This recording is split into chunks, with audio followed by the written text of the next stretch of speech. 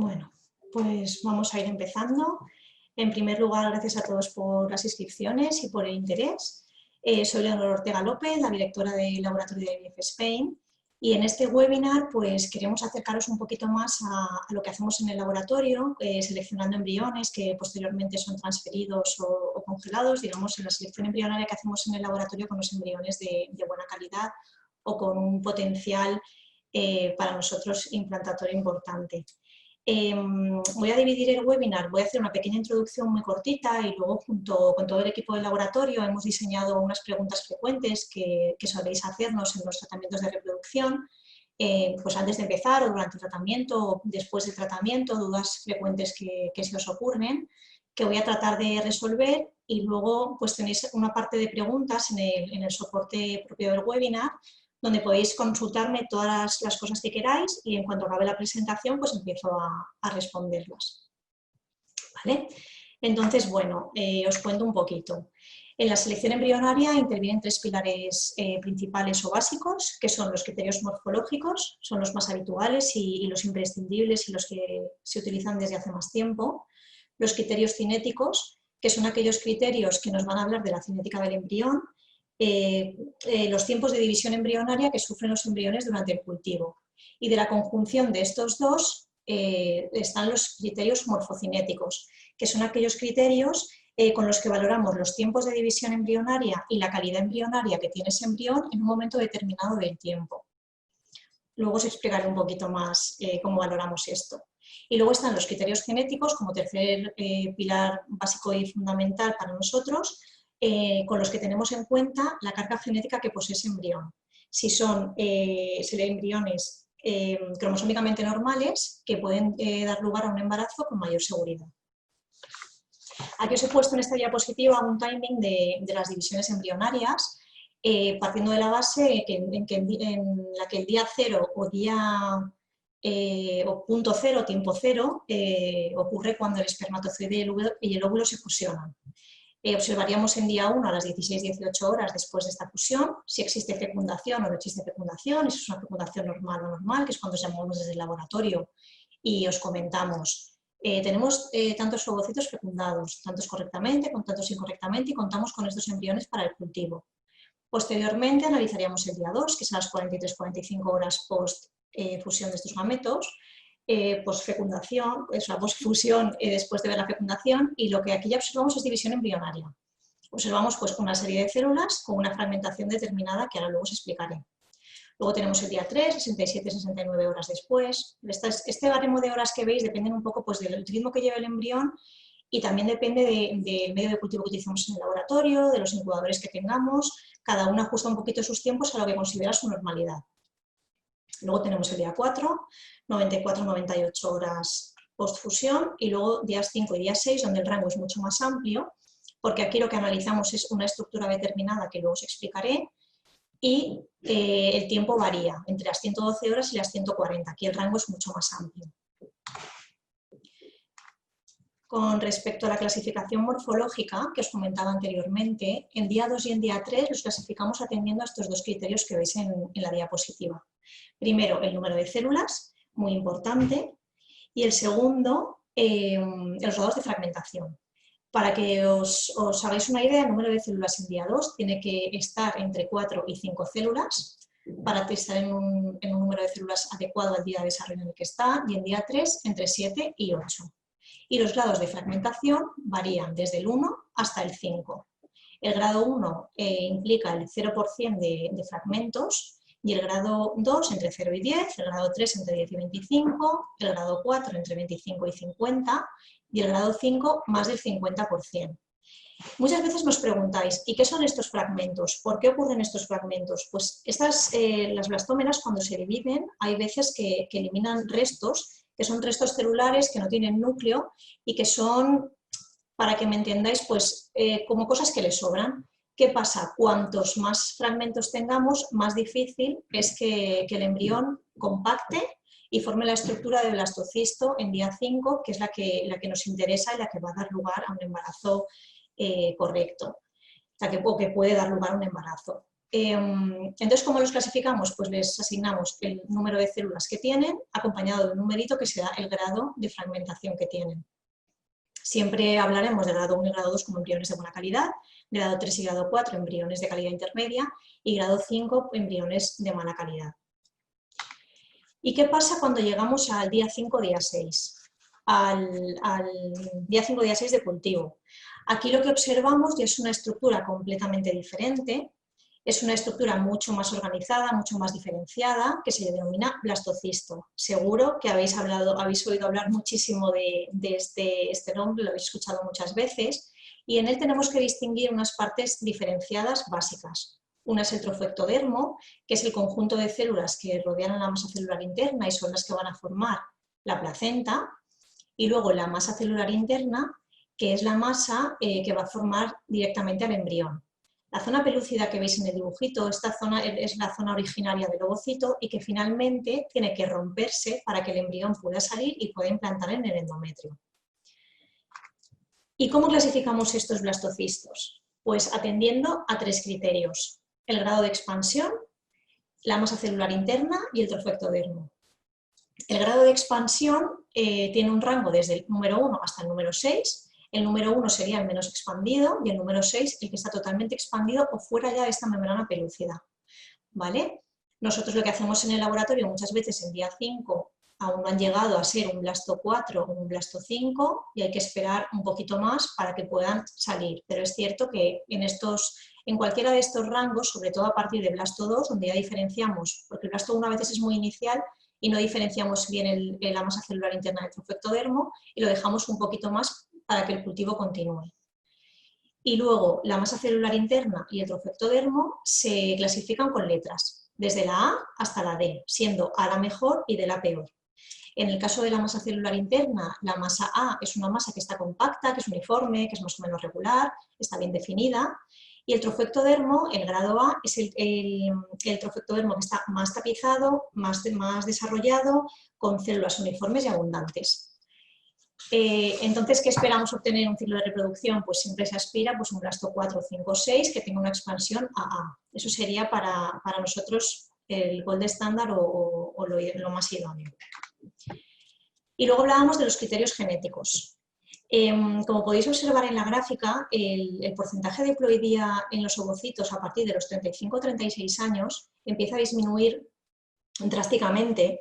Y esta euploidía ovocitaria pues, es directamente proporcional a la euploidía que puede tener el embrión. Entonces, ¿qué hacemos con la selección genética? Pues es una manera, mediante este análisis genético, de seleccionar embriones que son cromosómicamente normales y evitar transferencias de embriones que pueden no ser euploides. Y por lo tanto, reducir pues, el número de transferencias, las esperanzas de a lo mejor hemos transferido un embrión que es aneuploide y no vamos a conseguir embarazo. Sabemos que esta selección genética conlleva un extra, sobre todo por parte económico, pero hoy en día con los recursos que tenemos, pues es algo que también hay que tener en cuenta y valorarlo. ¿Y cómo lo hacemos en el laboratorio? Pues lo que hacemos, como veis en esta secuencia de fotografías que os hemos puesto, lo que hacemos es quitar unas células del trofectodermo, unas 5 o 6 células, mediante unos pulsos de láser, generalmente. Quitamos esas células, como podéis ver en la foto inferior derecha, y esas células son las que enviamos al laboratorio de genética. Ellos las analizan, nos pasan un informe genético y esa determinación que hacen en esas células es extrapolable al resto del embrión. Por lo que nosotros el embrión, una vez realizada la biopsia, lo congelamos, lo guardamos y esperamos a que nos den el resultado para ver si podemos transferirlo o no. En caso de que podamos transferirlo, pues lo descongelamos, hacemos una transferencia habitual, y en el caso de que no sea cromosómicamente normal, pues tenemos que descartarlo. Y bueno, ahora os voy a hacer lo que os comentaba antes, la serie de preguntas que hemos preparado, que son preguntas bastante recurrentes y que nos hacéis muchas veces para esclarecer algunas dudas. ¿Qué diferencia hay entre un embrión de calidad 1 o 2 o A o B? Muchas veces cuando venís a la clínica habéis estado en otros centros y, oye, pues a mí en otra clínica me dijeron que era un A y Pues os cuento un poquito. En realidad la clasificación es muy similar, muy parecida, es una diferencia en la nomenclatura de los embriones. La calidad 1 y 2 corresponde los numeritos a la clasificación de Gardner clásica y la OV corresponde a la clasificación que realiza Seville, ¿vale? En ambos casos son embriones de buena calidad, son embriones que tienen un número de células adecuado para su estadio, para su vía, y que tienen una fragmentación baja o prácticamente inexistente. Pero es simplemente una diferencia de nomenclatura. ¿Es mejor transferir en día más 3 o día más 5? Esto es una pregunta que en consulta nos llega muchas veces y bueno, quiero transmitiros que en sí el realizar un cultivo largo o un día 5 es una selección embrionaria por sí sola, ¿vale? Ya que en ella valoramos la evolución, vemos cómo evoluciona el embrión, sabemos sus tiempos de división, su potencial implantatorio y cuanto más información tengamos, mejor. En ocasiones hay veces que el número de embriones en día 3, imaginaos que tenemos 2 embriones, uno tiene una calidad muy buena y el otro no ha dividido correctamente, tiene una fragmentación muy elevada. En estos casos la selección embrionaria como tal ya se ha efectuado, entonces podríamos proceder a transferir en día 3. Pero imaginaos que en día 3 tenemos 6 embriones de buena calidad todos o 4 embriones de buena calidad todos y decidimos con tiempos de división buenos, sin fragmentación, y decidimos transferir uno de los 4 al azar, porque muchas veces no sabes en base a qué eliges porque son los 4 preciosos. Y casualmente ese embrión no desarrolla correctamente, se bloquea en su desarrollo y no llega hacia 5. Pues aquí es cuando nosotros siempre abogamos, por lo menos en nuestro laboratorio aquí en IVF Spain, como tenemos unas condiciones de cultivo muy estables, llevamos un bagaje bastante importante, muchos años transfiriendo en día 5, tenemos unas condiciones de cultivo buenas, con medios de cultivo correctos, adaptados a las circunstancias y unos sistemas de incubación muy buenos. Aquí es cuando nosotros sí o sí abogamos por transferir, por llevar a cultivo largo y seleccionar de esos 4 embriones en día 3 cuál es el mejor.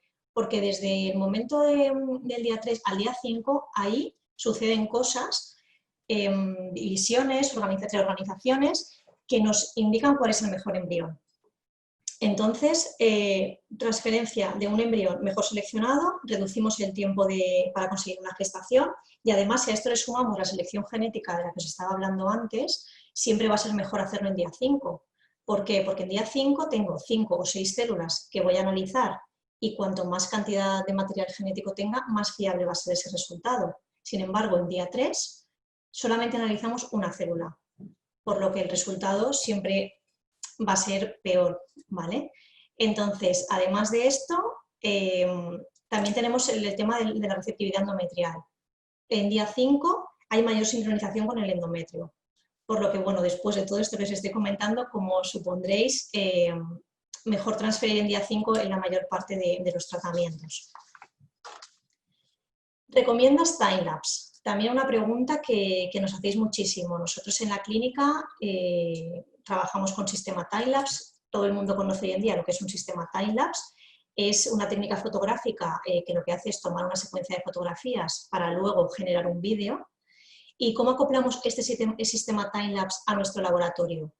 Pues lo que hacemos es nuestro sistema de incubador, en nuestro incubador acoplamos este sistema. Tenemos una cámara que monitoriza completamente al embrión y podemos definir si queremos que le haga una foto cada 5 minutos, cada 10, cada 15, el tiempo que nosotros determinemos. De esta manera, según el tiempo que le marquemos, pues vamos a tener una foto del embrión cada X minutos, los que establezcamos, y vamos a tener una película entera del embrión, de lo que pasa en todas las horas que lo tenemos en el laboratorio, durante todo su desarrollo embrionario. ¿Qué hacíamos antiguamente? Antiguamente tú mirabas por el microscopio y mirabas 8 de la mañana, ok, 4 células, no tiene fragmentación. 24 horas después volvías a coger el embrión, lo mirabas en el microscopio, ok, 8 células, grado 3. Pero no sabías cómo habían llegado esas 4 células, esas 8 células. Ahora con el sistema timelapse podemos ver si proviene de una división directa, de una división reversa, si ha tenido multinucleación, infinidad de datos que nos ayudan dentro de una igualdad de condiciones a discernir cuál es el embrión que más nos gusta. Antes estábamos clasificando de una manera estática un proceso que es dinámico y que no deja de cambiar. Entonces, este sistema lo que hace es ayudarnos a ser más eficaces y conseguir el embarazo antes, ya que podemos elegir mejor el embrión que vamos a transferir. SET o DET, transferencia única o transferencia doble. Este es un tema bastante controvertido porque hay clínicas que abogamos por la transferencia única pese a todo y clínicas que continúan haciendo transferencia de 2 embriones. Para que sepáis un poco, la ley de reproducción asistida de la ley del 14/2006, ya tiene muchos años, te indica que permite la transferencia hasta de 3 embriones. ¿Por qué 3 embriones? Ahora mismo eso hoy en día nos parece una barbaridad, pero es verdad que en ese momento, cuando se hizo pública esta ley, no teníamos tantos recursos para seleccionar el embrión que queríamos, para seleccionar los embriones. Entonces pues se transferían 2, 3, 4, hacíamos barbaridades. La verdad es que ahora, mirándolo un poco hacia atrás, te das cuenta de que hemos hecho locuras. Ahora casi todas las clínicas abogamos por la transferencia de embrión único. ¿Por qué? Porque tenemos herramientas para seleccionar mejor estos embriones. Casi todas las clínicas abogamos por la transferencia de gestación única.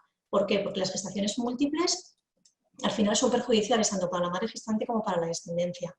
Entonces, ahora mismo podemos asegurar que el hecho de transferir un embrión solamente de buena calidad no disminuye las tasas de embarazo. Y muchas veces lo que le digo a las pacientes, si tenemos 2 embriones de buena calidad y los transferimos juntos y no te quedas embarazada, vas a perder la oportunidad de hacer otra transferencia, porque vas a perder a los 2 embriones. Entonces, bueno, nosotros abogamos siempre por transferencia única. Otra pregunta que nos hacéis mucho, si son de mala calidad puede que tengan enfermedades genéticas. Muchas veces os obsesiona, o nos obsesiona que estos embriones que tenemos en grado 3, grado 4, formarán blasto, no formarán blasto, como han tenido tanta fragmentación, esas células que han quedado apartadas. Muchas veces esos embriones grado 3 y grado 4, que habéis visto en la fotografía, consiguen compactar, forman un blasto, a lo mejor es un blasto BC, BB, pero son embriones que dan gestación. Evidentemente su potencial implantatorio es menor, pero dan gestación. Entonces, muchas veces no está relacionado la enfermedad genética con la morfología. Tened en cuenta que nosotros, cuando seleccionamos embriones para congelar, para transferir, para biopsiar, siempre tienen que cumplir unos requisitos mínimos.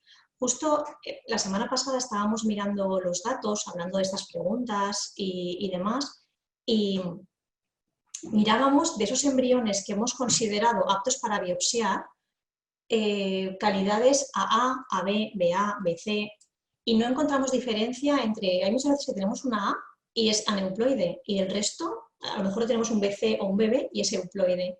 O sea que muchas veces que no os dé miedo como tiene mala calidad, va a tener algo detrás que no estoy viendo. Muchas veces no es así. ¿Podemos saber el sexo a través de su morfología? También os parecerá un poco así como, bueno, hay papers, hay artículos en los que quieren correlacionar el sexo pues, con los tiempos de división embrionaria, con la colocación de las células, con las condiciones del cultivo, si lo tengo en hipoxia, si no, con enriquecimiento del semen, con algunas sustancias. Y es cierto porque a lo mejor es una teoría bien planteada, porque el sexo al final viene determinado por el espermatozoide, pero todas estas teorías son fallidas y, como sabéis, en España, por la ley de reproducción asistida, no podemos, bueno, es ilegal, el formato del llamado balance familiar en España no se puede realizar y no es una práctica correcta. La única manera al 100% en la que podemos averiguar el sexo de un embrión es haciendo un diagnóstico genético.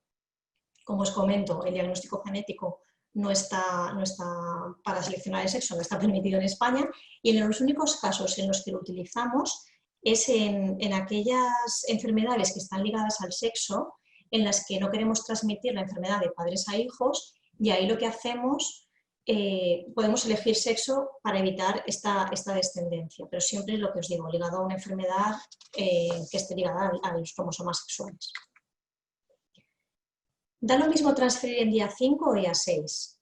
Esta pregunta la hacemos, nos referimos a los embriones que llegan en día 5 o en día 6. Como os he comentado desde el principio, hay algunos embriones que tardan un poquito más, por esa franja horaria tan grande, entre día 5 y día 6, que sí que realizan, o sea, que sí que llegan a la misma estructura, ¿vale? Son un poquito más lentos, pero al final la estructura que forman es lo mismo, es un blastocisto. Bien es cierto que la probabilidad de embarazo de estos embriones que llegan en día 6 es un pelín peor, a lo mejor estamos hablando de un 8%, según revisan la bibliografía, pero si es un embrión de buena calidad, el potencial implantatorio de este embrión es bueno. O sea que por eso tenéis que estar tranquilas. Hay algunos que van un poquito más despacio, pero son perfectamente transferibles. Y luego, los embriones de buena calidad duran más tiempo congelados. El tiempo de congelación de los embriones es indefinido, ¿vale? No hay un tiempo marcado y menos unido a la buena calidad o mala de los embriones. Otra cosa es la supervivencia que tengan los embriones. Tenemos que ser cautos y ser conscientes y solamente congelar aquellos embriones que vayan a ser capaces de superar esta congelación y descongelación, ¿vale? Hay centros que por política congelan todo lo que hay, luego también dependiendo de si es un tratamiento de Ovodón o de FIB, se congelan unas calidades, otras calidades, pero bueno, tenemos que ser conscientes. Nosotros en el laboratorio, por ejemplo, eso lo tenemos muy presente siempre. Solo congelamos aquellos embriones que son de buena calidad y que sepamos que van a poder sobrevivir a la descongelación embrionaria, vamos a transferirlos y van a poder producir un embarazo. Y ahora, mientras me vais haciendo preguntas, quería poneros un vídeo de desarrollo embrionario, que sí que siempre os gusta mucho verlo. Y mientras podéis ir escribiendo vuestras preguntitas y os voy contestando. Aquí tenemos... ¿Se ha parado? Aquí. ¿Veis cómo van apareciendo esos pronúcleos? Signo de que está fecundado. Y ahora comenzará pues, con las divisiones. Tenemos la división a 2 células.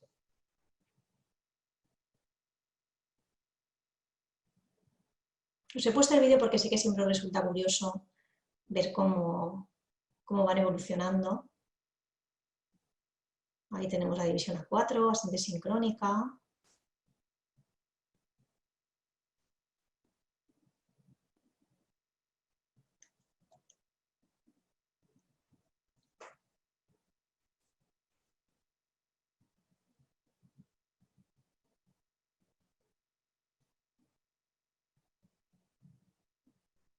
Ahí continúa con sus divisiones.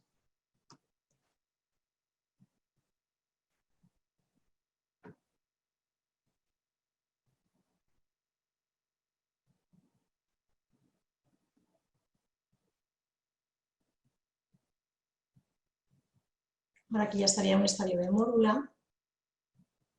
Y a partir de ese momento el embrión empieza a compactar, empiezan a comunicarse las células entre ellas.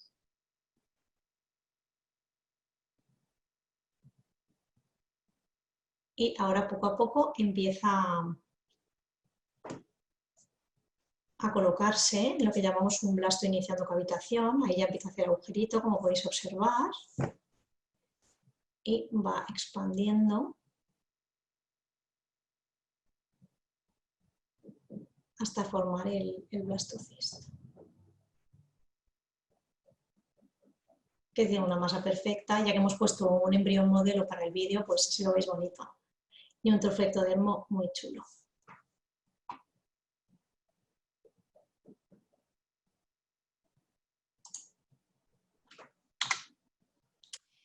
Bueno, pues vamos a ver qué preguntitas estáis haciendo. A ver, aquí nos preguntan. Aquí en la diapositiva que estáis viendo ahora os ponemos el correo electrónico para todas aquellas dudas que hoy no hay tiempo a resolver o que haya que ampliar o necesitemos más información para que podáis escribir, ¿vale? Bueno, voy a ir leyendo las preguntas y vamos contestando. Buenas tardes.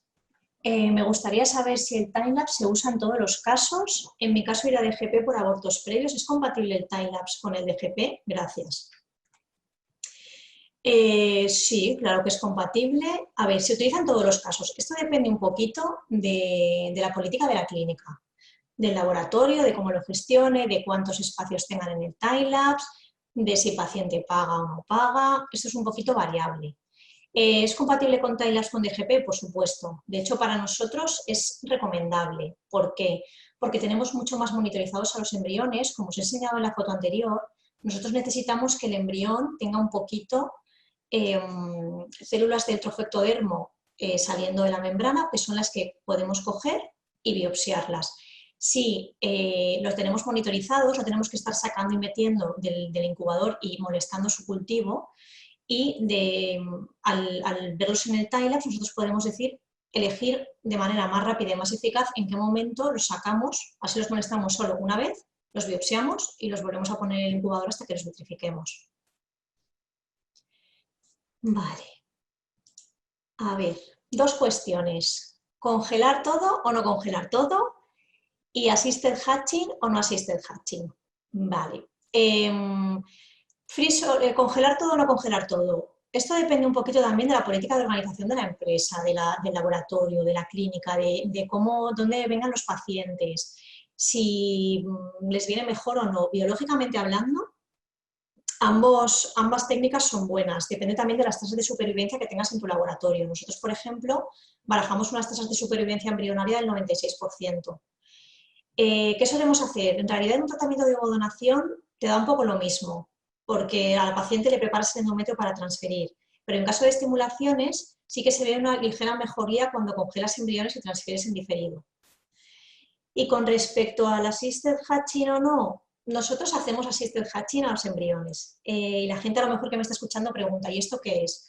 El assisted hatching consiste en, antes de transferir, como habéis visto en las expansiones del blastocisto, esa membrana pelúcida que tienen que romper, hay veces que la membrana es muy gruesa o no ha llegado a romper, no ha crecido lo suficiente el embrión como para romper esa membrana. Entonces, ¿qué hacemos?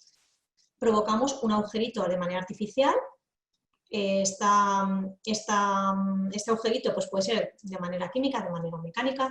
Nosotros lo hacemos mediante láser, hacemos un agujerito y provocamos y ayudamos a que el embrión empiece a salir de la zona pelúcida para cuando hacemos la transferencia sea más fácil que implante en el embrión, en el endometrio. Vale, otra pregunta. ¿Tan recomendable es biopsiar en mórula?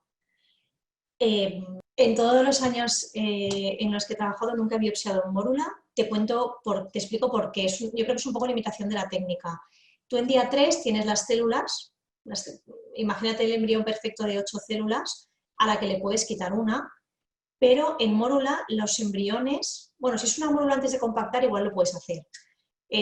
Mórula, hay dos estadios de mórula. Mórula, cuando imaginaos una mora como de gominola llena de bolitas y le puedes quitar una célula. Esto podría ser también en día 3, no hace falta que sea en día 4, pero en el caso de tener una mórula compacta, como habéis visto en el vídeo, ya con todas esas células compactan y se quedan unidas, ahí es bastante improbable poder hacer la biopsia, porque realmente no puedes quitar una célula al estar todas juntas. No sé si con esto respondo a tu duda. A ver, si de los embriones congelados ya me han transferido un B y C y no hubo embarazo, los que me quedan son C y D. ¿Habrá menos probabilidades de embarazo? Pues a ver, los embriones, como te he comentado, como he comentado anteriormente, los embriones C y D son los que menos probabilidad de embarazo tienen, pero no por ello es nula.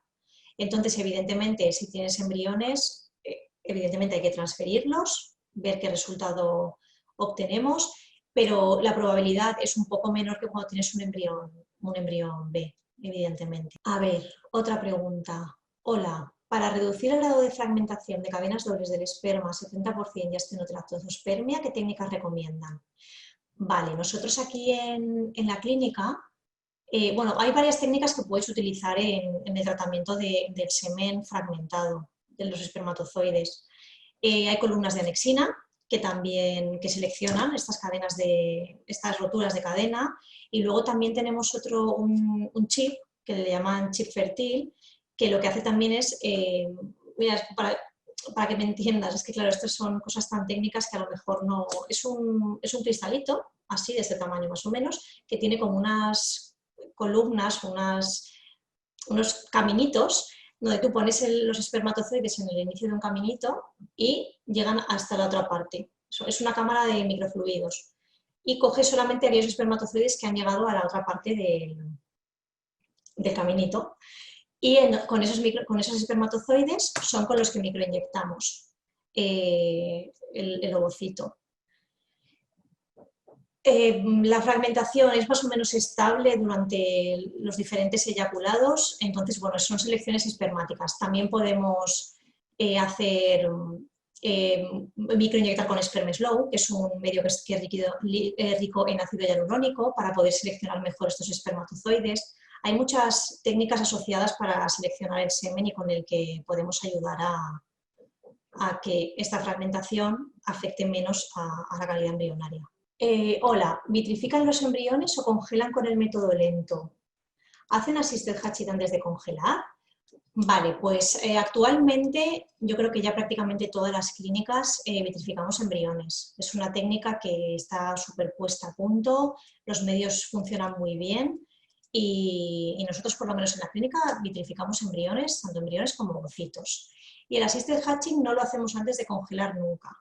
Lo hacemos cuando descongelamos antes de transferir o en fresco antes de transferir, si el embrión no ha roto por sí solo la membrana. Si lo ha roto por sí solo, no lo molestamos y transferimos tranquilamente lo que tenemos. Pero en el caso de que veamos esa membrana, como os comentaba anteriormente, muy engrosada o el blasto muy temprano, sí que hacemos un pequeño agujerito para que pueda salir de manera más cómoda. Vale, de momento hemos contestado todas las preguntas que había pendientes.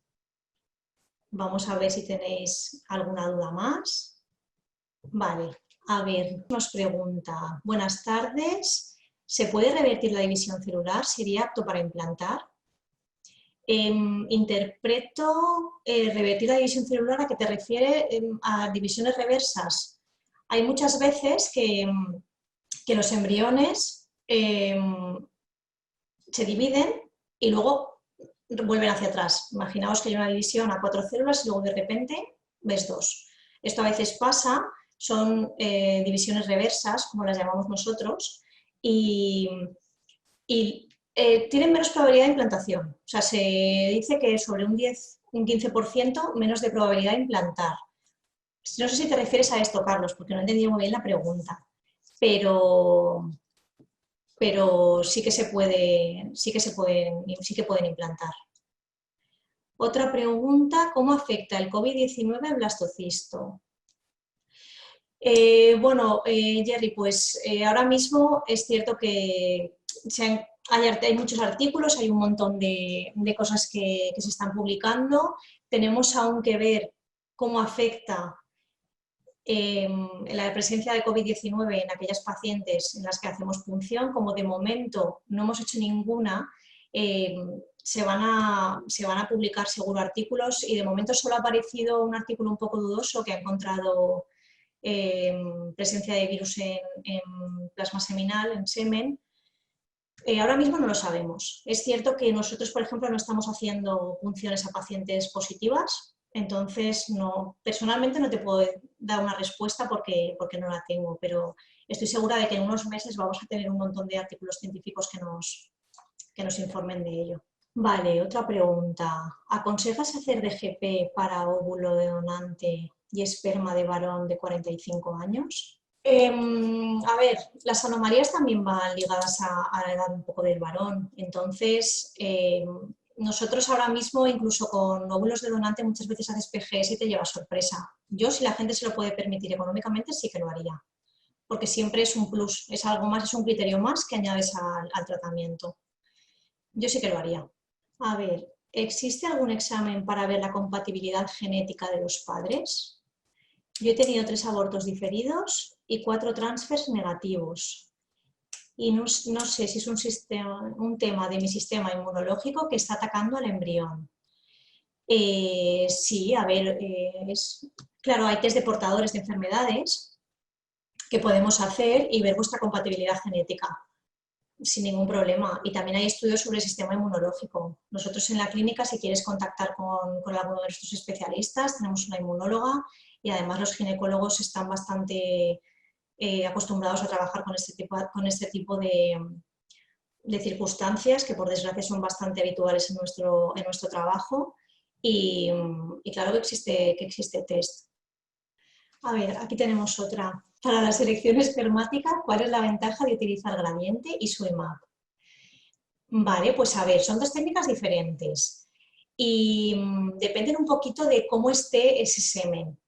Para que me entiendas, mira, cuando hacemos un SWIMAP lo que hacemos es simplemente coger el espermatozoide con el plasma seminal y lo que hacemos es eliminar ese plasma.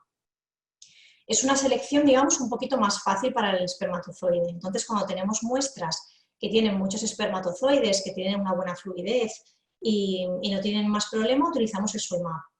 Pero si tenemos muestras pues, que tienen muchos leucocitos, que están un poquito más sucias, por decirlo de alguna manera, y necesitamos limpiar más para poder coger bien los espermatozoides, utilizamos un gradiente de densidad, que lo que hace es, lo que hacemos en laboratorio es en un tubito ponemos como dos fases y los espermatozoides tienen que pasar las dos fases. Por eso es un poquito más complicado. Esto es un tema más de técnica y de ver lo que tienes encima de la bancada de trabajo muchas veces que una sea mejor o otra. Vale, otra pregunta. Según tu experiencia, ¿eliminar la fragmentación de los embriones mejora la probabilidad de evolución e implantación? Depende. Nosotros, por ejemplo, eliminamos fragmentos en día 3 muy raras veces, pero sí que es verdad, esto se llama en nuestra jerga el maquillaje de los embriones. Hay mucha gente, es cierto, que quita fragmentos a los embriones en día 3 cuando ve que pueden no permitirles que compacten bien y que formen el blastocisto, pero nosotros sí que es cierto que muchas veces en día 5, y sobre todo cuando vamos a transferir, cuando hacemos el hatching, aprovechando ese momento, aspiramos fragmentos y para facilitarle un poquito más el paso. Sí que nos da la sensación de que puede facilitar la implantación. Pero en día 3 nosotros intentamos no molestarles y no tocar al embrión. Sí que es cierto que en otras clínicas es práctica habitual quitarles células para favorecer pues eso, la compactación y que evolucionen correctamente. Marianela nos pregunta, hola, haciendo DGP, ¿cuál es la probabilidad de que el bebé tenga algún problema genético? A ver, Marianela, la probabilidad siempre existe, que es lo que muchas veces le digo a los pacientes. Es verdad que haciendo un PGS se reduce muchísimo. Hablo de PGS porque es screening de aneuploidías. El concepto de GP es un poquito más amplio. Ahora, bueno, el concepto es diferente, yo te hablo de aneuploidías. En principio, estaríamos con embriones cromosómicamente normales, pero también es muchas veces lo que les decimos a las pacientes. Esta prueba a lo mejor tiene un 98% de sensibilidad. Puede ser que pensar que nosotros analizamos un embrión de 200 células, aproximadamente entre 150 a 200 células, y de ese analizamos 5 o 6 células. Esto es una limitación propia de la técnica.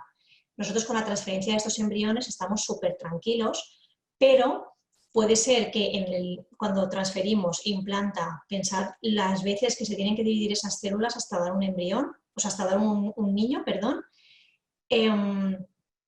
Y muchas veces pueden haber mutaciones de nuevo que a nosotros se nos escapen, por eso luego se hacen esos controles durante la gestación, tanto en el primer trimestre como en los posteriores y todas las ecografías que se hacen. Entonces, bueno, nunca se puede decir que al 100% vayamos a tener un niño sano, pero es un porcentaje menor, para que me entiendas, que un embarazo en casa. Porque hay muchas veces que un embarazo en casa puede tener la misma probabilidad la misma o más, porque los gametos, por así decirlo, están como menos estudiados. Siempre que venís a una clínica de reproducción, evidentemente es porque existe un problema, pero siempre estudiamos más o observamos más que lo haríamos cuando estáis en casa de manera habitual.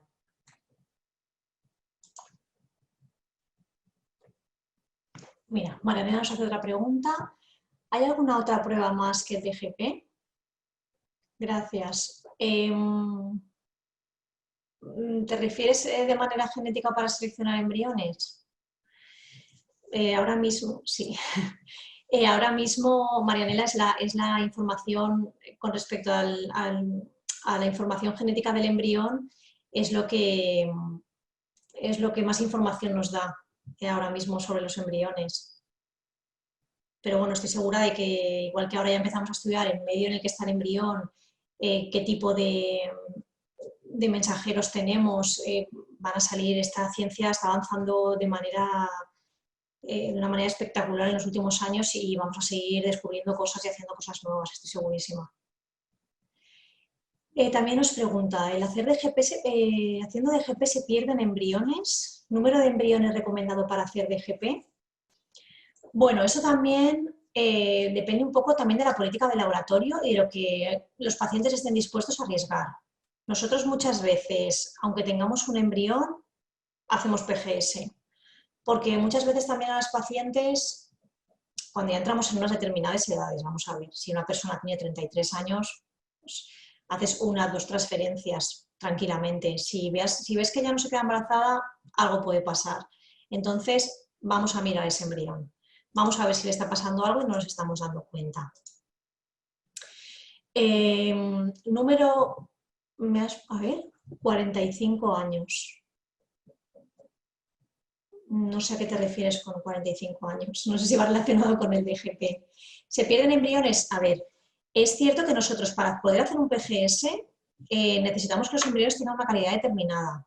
Si tú vas a hacer una transferencia en fresco, vale, si tú vas a hacer una transferencia en fresco, evidentemente transfieres muchas veces lo que tienes, pero si tenemos que hacer el PGS y luego congelar ese embrión y descongelarlo, necesitamos que tenga una calidad mínima, ¿vale? Entonces, número mínimo es lo que te comento, depende un poco de lo que se quiera arriesgar el paciente y del riesgo que esté dispuesto a correr también el laboratorio. O sea, a mí al final transferir un embrión que no tiene una carga genética correcta no vale para nada. Entonces, y se pierden, con la técnica en sí no pierdes embriones porque es una técnica que tenemos muy depurada y no suelen degenerar. El porcentaje de degeneración de embriones realizando una biopsia es muy bajito. A ver, Marianela nos pregunta, ¿recomienda algo para mejorar la calidad de los óvulos y esperma aparte de antioxidantes? Marianela, a ver, normalmente lo que recomendamos es 3 meses de toma de antioxidantes, pues llevar una dieta saludable, buena alimentación, una vida lo mejor posible. Hay muchas causas de mala calidad embrionaria. Además de la edad materna avanzada, pues tener una endometriosis, que hay un factor masculino severo, la obesidad, es que hay un montón de cosas que se enlazan y es complicado. Nosotros recomendamos antioxidantes, poco más podemos hacer. Esto es algo que tiene muchos factores acumulados.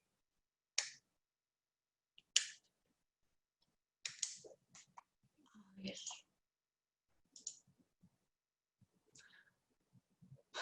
Buenas tardes. ¿Existe algún tipo de estudio previo que mi pareja y yo podamos realizarnos para minimizar la posible transferencia de enfermedades? Bueno, pues como estaba comentando anteriormente, se puede hacer un panel de portadores y ver qué enfermedades en este panel, si hay alguna enfermedad recesiva que sea compatible, o sea, que sea existente en las dos parejas, o sea, los dos miembros de la pareja, para, en el caso de que descubramos que los dos somos portadores de una enfermedad, pues poder hacer un diagnóstico genético preimplantacional y evitar que se transmita a la descendencia. Pero bueno, el riesgo es el que hablamos, es una pareja está en casa, pues tiene exactamente el mismo riesgo de transmitir a la descendencia una enfermedad. Todos somos portadores de un montón de enfermedades recesivas.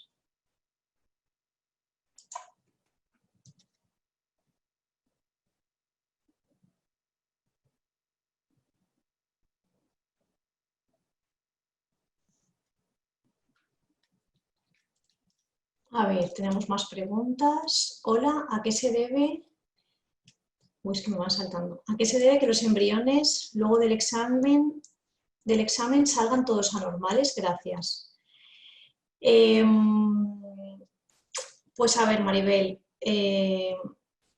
evidentemente después del proceso de cultivo embrionario hacemos la biopsia y el resultado sale anormal, es porque la carga cromosómica de esos embriones no es la correcta y por ello pues evidentemente no hay que transferirlo.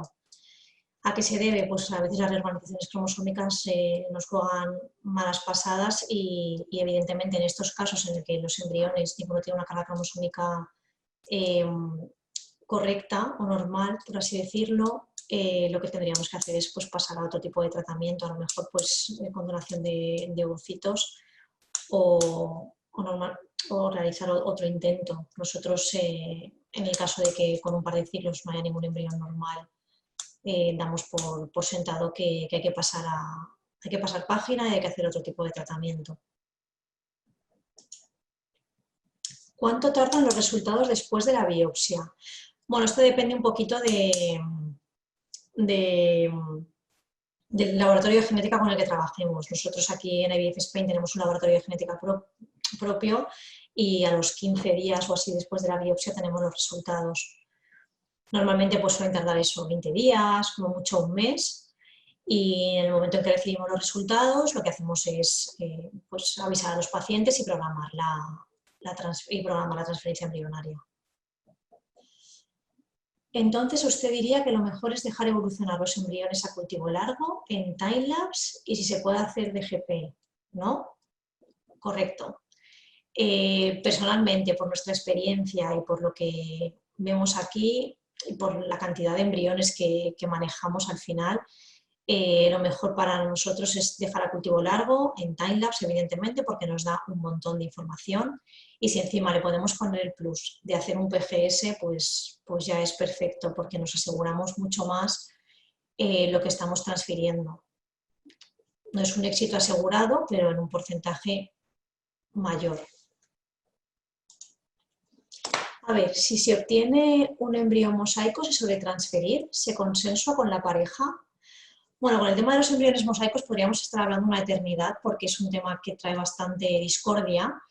También depende un poquito del laboratorio de genética que te lo diagnostique. Aquí cada uno tiene pues, sus baremos, sus rangos y, por ejemplo, nosotros con el laboratorio de genética, con IGLS, yo estoy tranquilísima transfiriendo embriones mosaicos cuando ellos los diagnostican como tal. Nosotros los transferimos. Es cierto que indicamos a la pareja, dependiendo del cromosoma en que tenga el mosaicismo, nosotros les hablamos de los riesgos que pueden tener y definimos pues también con la pareja, evidentemente se consensúa, claro que sí, firmar un consentimiento específico para explicándoles los pros y los contras de ese mosaicismo en concreto, pero sí que solemos transferirlo, sobre todo en el último año y medio con todos los cambios que ha habido en esta selección, bueno, a través del PGDIS, que es la asociación que regula estos temas. Es cierto que hemos empezado a transferir bastantes, eso sí, siempre después de transferir un mosaico hay que hacer un diagnóstico, una amniocentesis, obligatoriamente para ver que todo está correcto, porque normalmente estos mosaicos que nosotros determinamos o que determina el laboratorio de genética se corrigen, ¿vale? Y sí que los transferimos. A ver, después de desvitrificar un embrión euploide tras DGP, ¿cuánto tiempo es a transferirlo? Nosotros por protocolo lo que hacemos es descongelarlos normalmente 2 horitas antes y dejarlos que se rehidraten. Realmente no hacemos diferencia si tienen PGS o no tienen PGS. Siempre después de desvitrificar los dejamos 2 horitas rehidratando y los transferimos.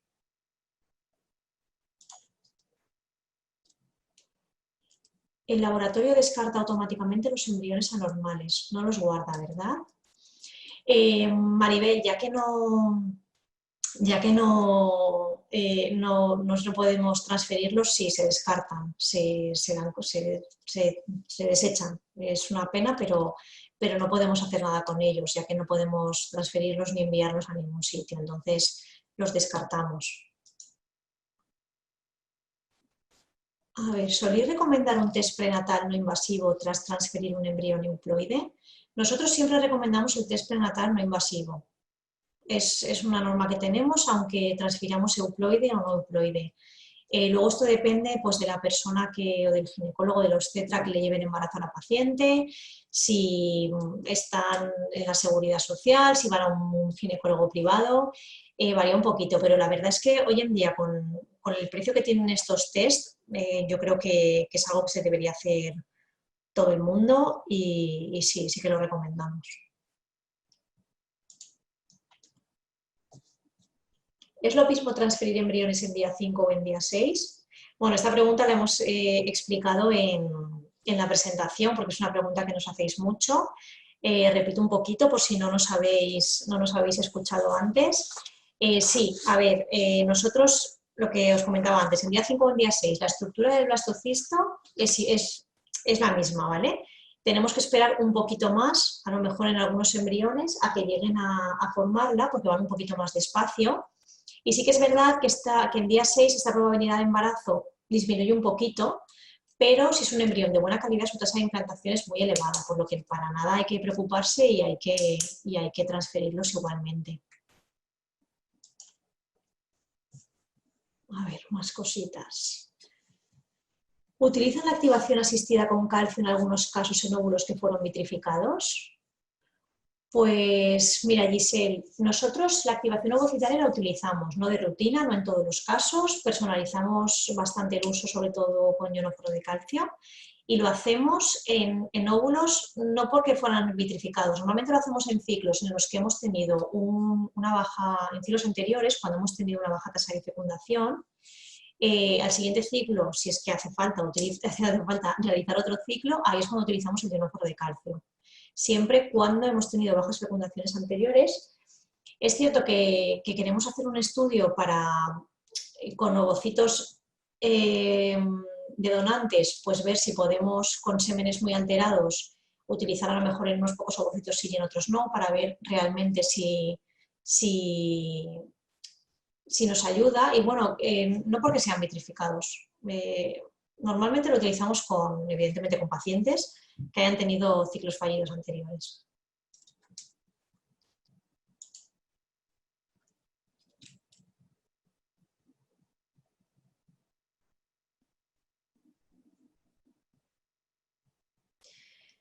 Pues a ver si tenéis alguna preguntita más.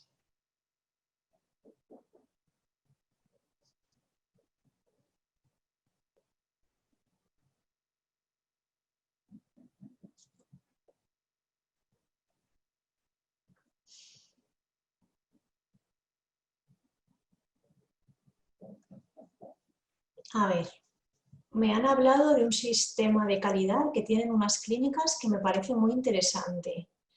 Es algo como un ordenador que controla los movimientos de los biólogos para que no hayan equivocaciones. ¿Qué opina?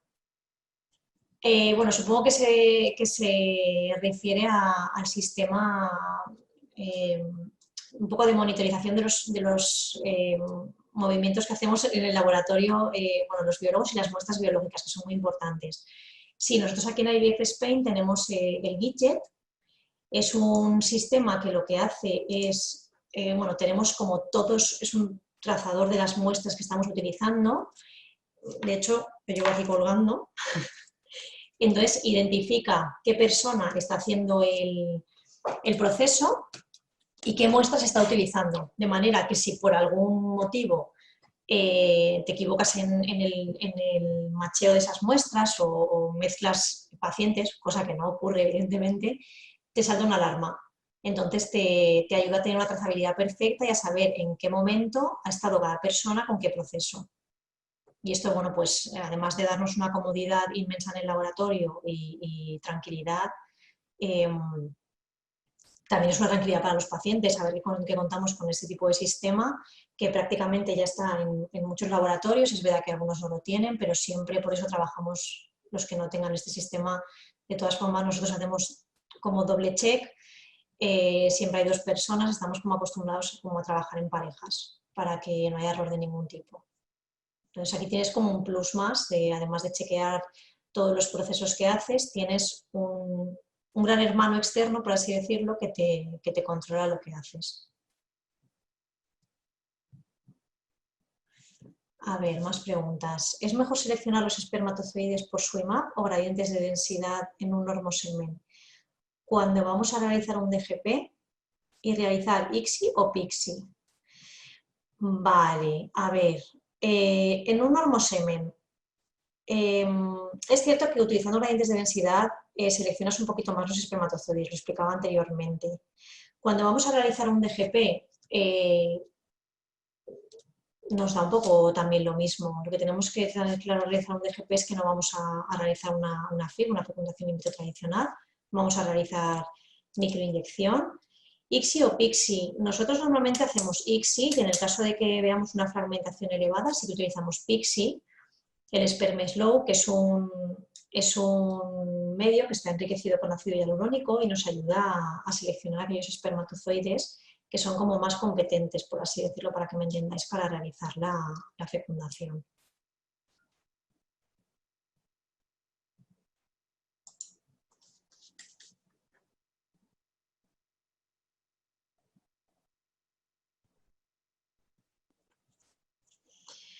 Bueno, pues como veo que el flujo así de preguntas importante ya ha finalizado, os dejo aquí abajo el contacto de nuestro correo electrónico contact@ivfspain.com y cualquier cosita que queráis consultarnos o algún caso concreto o algo importante que necesitéis compartir con nosotros o alguna duda que os haya quedado de la presentación, pues eso, poneros en contacto con nosotros y os contestamos sin ningún compromiso, sin problemas. Y muchas gracias por la atención, por esta horita que hemos compartido y espero bueno, pues que os haya servido para entender un poquito más cómo trabajamos. Muchas gracias, Eliana, excelente charla, muchas gracias. Y cualquier cosita que necesitéis estamos a vuestra disposición.